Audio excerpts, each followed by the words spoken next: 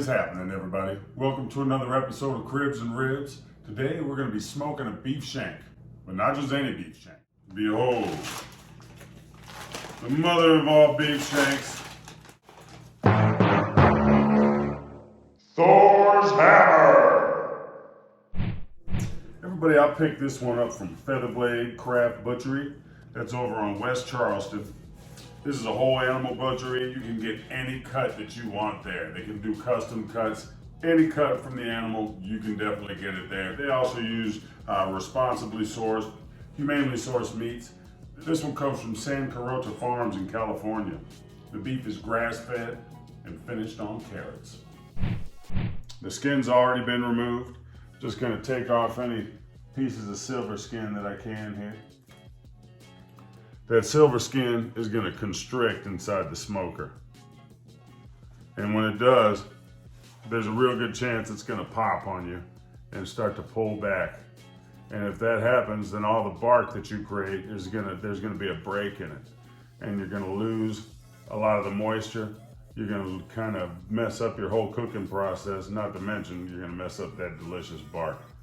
So you want to take off as much of that silver skin as possible.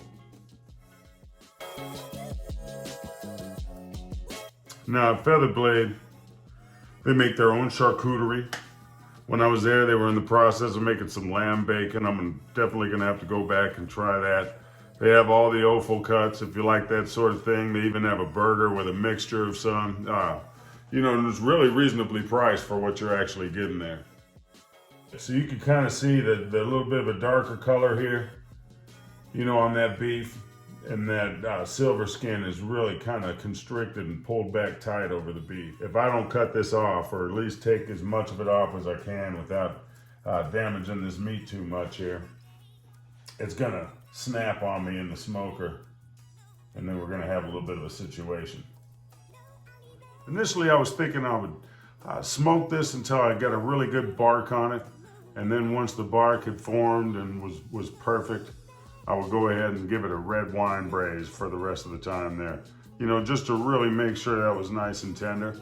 But I'm starting to think I'm gonna smoke this all the way through. And by smoking this slow and low the whole way through, we're gonna break down all those connective tissues, and that collagen's gonna absorb into the meat as much as possible. And it's gonna give us that nice, sticky, smoky, delicious barbecue sort of flavor.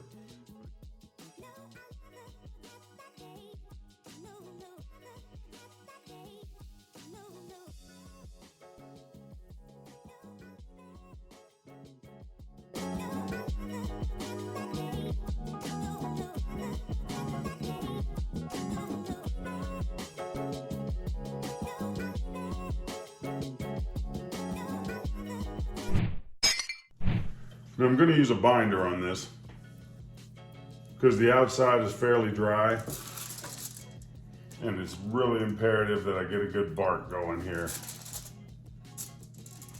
for this to turn out right. So I'm going to use mustard. Now again, everybody, as I always say, don't waste your French's. You can use any old mustard. This isn't going to change the flavor profile of your dish at all. This is just going to act as a binder for the seasoning. Now the seasoning I'm going to be using for this, normally I would use a little bit of salt and pepper and garlic. I was chatting with my buddies over there at the Wild Fig. I'm prepping for this whole thing. And they gave me some of their brisket rub here. Can't tell you everything that's in this, but I know they do a good brisket rub. So here we go, this Wild Fig brisket rub.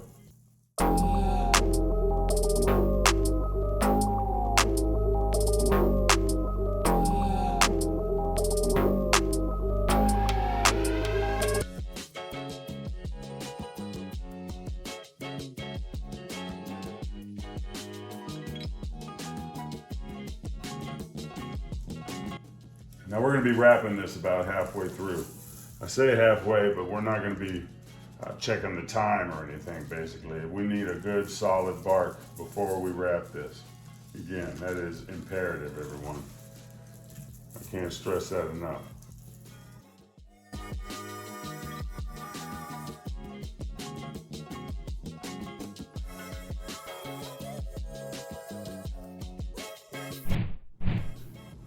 just to get a little extra texture in there. I'm gonna hit that with some cooking spray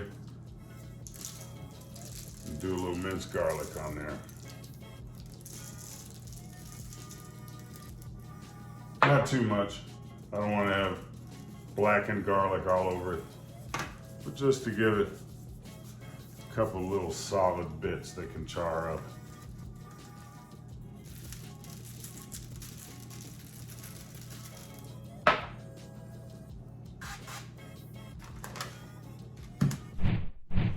All right, from here I'm going to get a couple pieces of butcher twine just to hold this thing together. Again, these beef shanks, they're made from all the small tendons and muscles in the bottom of the leg.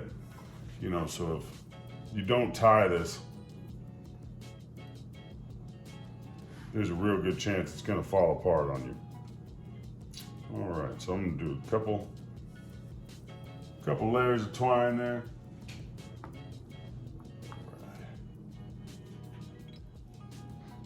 Tie this nice and tight here. Put a pretty little bow on it, everybody.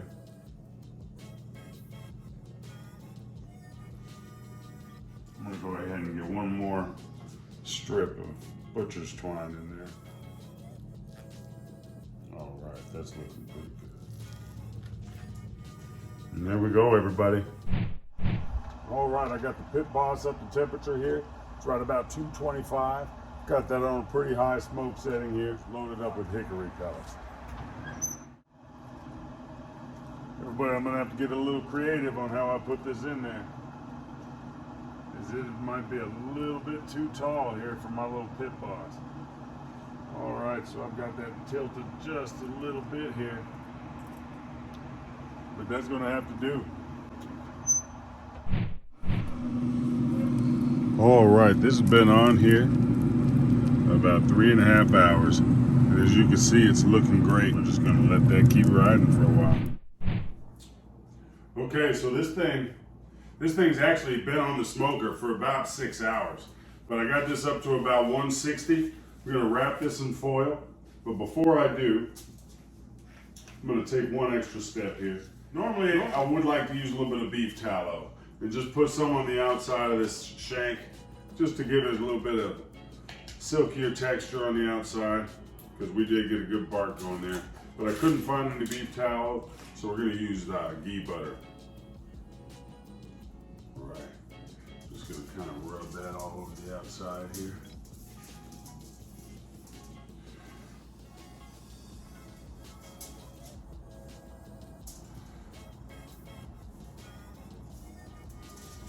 It smells fantastic already. One more ghee in there.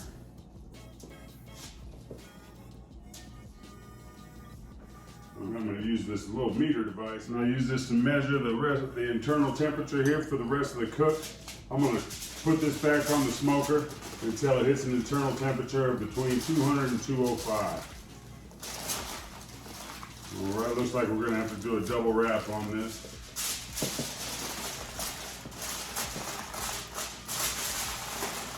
Put this on the smoker back like this. I'm thinking it's probably going to take at least 2 more hours, but time will tell.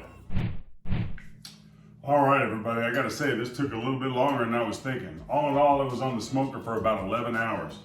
But I had it smoking just under 225 with hickory wood. I wrapped it once it got to about 160 internal, and then I took it off of the smoker once it hit about 203. Get rid of this twine here. All right, I'm looking forward to trying this. Let's see. Ooh, look at that. It just comes right apart. Ooh, the San Carota Farms beef shank. Let's see. It's got all that delicious marrow in there. All right, let's cut into this and see what we're looking at.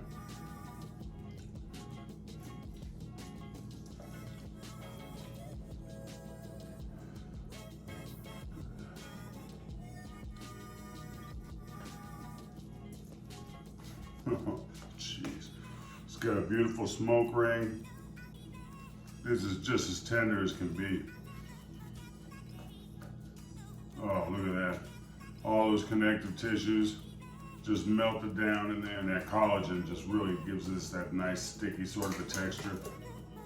All right, let me pull out a good piece here for you. Look at that right there, everybody. Oh, that's nice and juicy. Mmm. You know, beef shanks already have such a rich flavor. All that meat's cooking right in there next to the bone. All the cartilage and connective tissue just breaks down really nice. And that wild fig rub really did a nice job on the bark as well. I was gonna braise this, but I'm really glad I kind of smoked it all the way through. Everybody, if you can get your hands on one of these Thor's hammers, tune into Cribs and Ribs, watch the video again, give it a shot, impress all your friends, everybody. If you made it to the end of this video, hit me a little comment and let me know you made it all the way to the end. That way I know you're one of the real ones, everybody. Trying to get to 200 subscribers as soon as possible. I can only do that with your help. Cribs and Ribs.